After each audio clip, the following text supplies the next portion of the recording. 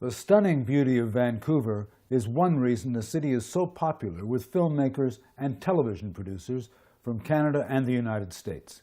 Because of that, Vancouver is home to more than 3,000 active UBCP ACTRA members, the largest group outside Toronto. There are another 2,000 retired actors and writers who receive checks from their RIF and RRSP accounts. Good morning, Leith Wheeler. Leith Wheeler is a Vancouver-based firm that has just taken over management of $100 million worth of bonds for the RRSP and RIF funds of the Actor Fraternal Benefit Society.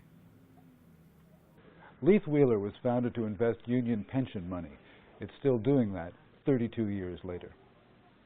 The trading desk gets in early, like many other workers in Vancouver's financial district, so they can deal with Toronto, New York, and the rest of the world. A huge chunk of the money being invested here belongs to union-related pension funds from across Canada. We started with a unionized client. We would have north of $8 billion invested for these type of clients, and in terms of numbers, there are about 65, depends how you classify them, 65 to 67 of those clients.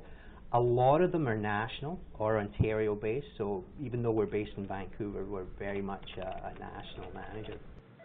Doing differently, but I think really at this point we want to talk about our strategy within their parameters, and then the parameters needing a new benchmark and performance in it. Leith Wheeler's style of investing aims to earn a return of around 4% at a time when government bonds are paying about half that. The head of the bonds section is also president and chief executive officer of the firm. It is very challenging to obtain a reasonable yield in today's environment. And it's been very challenging for bond investors to anticipate when interest rates might move.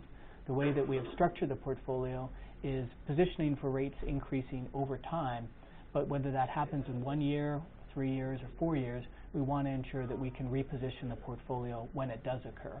What about risk, though?